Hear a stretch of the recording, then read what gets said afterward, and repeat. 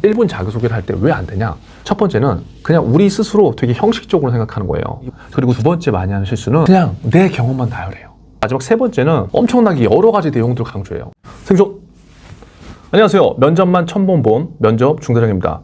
여러분 1분 자기소개가 정말 어려워요. 그쵸? 뭔가 따라하려고 해도 갈피가 잡히다가 안 잡히고 또 내 스토리를 꺼내내려다가도 못 꺼내네. 그래서 여러분들이 그렇게 1분 자기소개를 어려워하는 이유가 이게 답이 없기 때문이잖아요.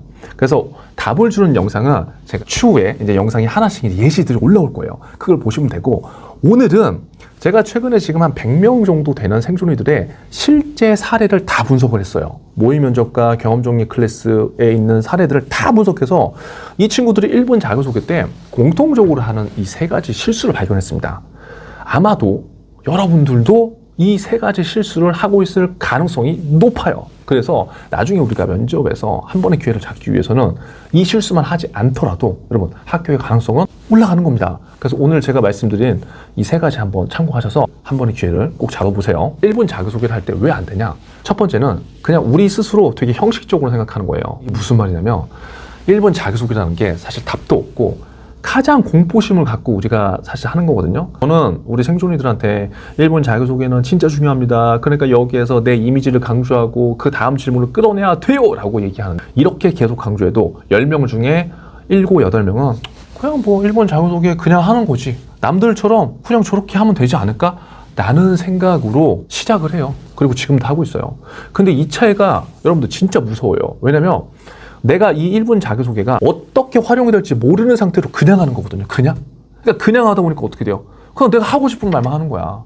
그냥 하고 싶은 말만 하고, 그리고 다른 친구들이 지금 하고 있는 사례, 우리가 흔히 누구나가 알 수 있는, 저는 뭐 지원자 몇 번입니다.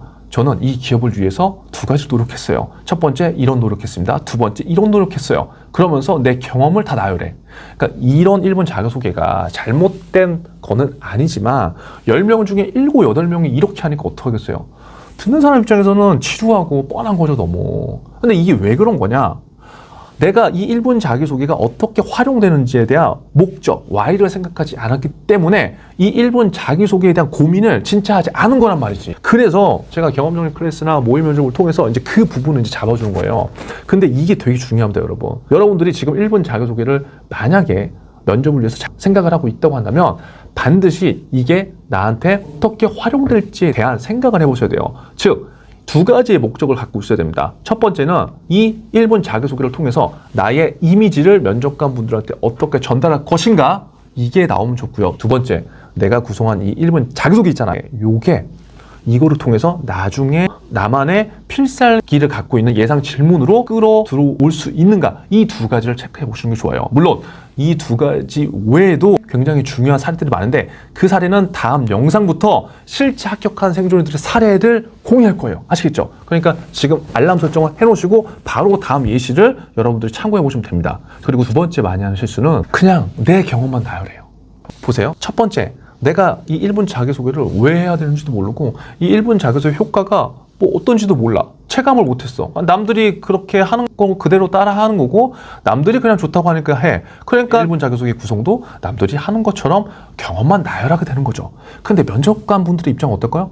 똑같은 경험 나요. 이 친구는 뭐 대외활동 A에서 대외활동했어. 저 친구는 B에서 했어. 그 차이라고, 그 차이. 그쵸? 그러니까 우리가 맨날 면접에 대한 이야기를 들을 때 어떻게 돼요? 상대방의 관점에 대해서 알아야 된다라고 하잖아요. 근데 실질적으로 우리가 작성하고 말하는 거는 그냥 내가 하고 싶은 내 경험을 나열하는 거예요. 그러면 여기에서 우리는 어떻게 해야 되느냐? 상대방이 궁금해하는 요소를 1분 자기소개에 넣으면 좋습니다. 억지로 넣으라는 게 아니라 그냥 너무나 뻔한 경험 나열이 아니라 면접관 분들이 궁금해하고 아니면 내가 이 경험을 통해서 무엇을 배우고 느꼈다는 것을 어필하는 게 좋아요. 왜냐면 결국 이러한 경험들이 내가 앞으로 회사에서 어떻게 뭔가를 할 수 있다고 유추할 수 있게 해주는 거잖아요, 결국은. 그래서 그냥 경험을 나열하는 게 아니라 이 경험을 통해서 내가 배우고 느낀 게 무엇인지 나오면 좋다는 거예요. 그게 아니라면 이 경험을 통해서 미래지향적인 나의 생각과 태도, 방향 등을 제시해 주는 거죠. 결국 T포인트에 대한 관점인 거죠. 지금 이 이야기가 혹시나 이해 안 되실 수 있기 때문에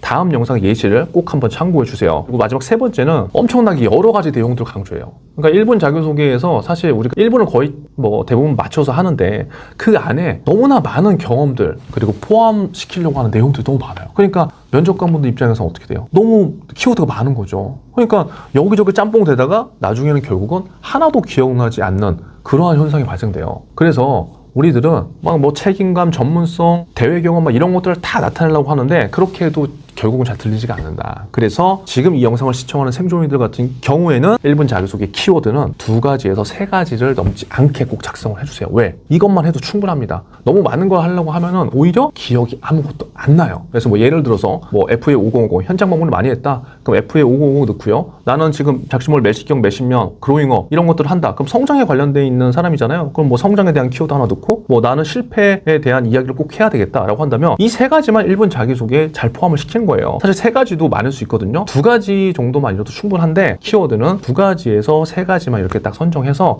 여러분들이 1분 자기소개를 한번 표현해 보셨으면 좋겠어요. 이 3가지만 여러분들이 지금 하던 방법 바꿔서 해보시더라도요 1분 자기소개 구성이 달라집니다. 그리고 조금 더 명료해질 거예요. 오늘은 제가 지금 100개의 영상들을 다 분석하다 보니까 이 3가지를 되게 많이 공통적으로 실수를 하더라고요. 그래서 이 내용을 먼저 전달드려 봤고 다음 영상부터는 1분 자기소개의 핵심 예시가 나옵니다. 그 예시들을 보시면서 여러분들이 주제에 맞게끔 자기소개를 꼭 변화시켜 보세요. 아시겠죠? 오늘도 생존하세요. 생존!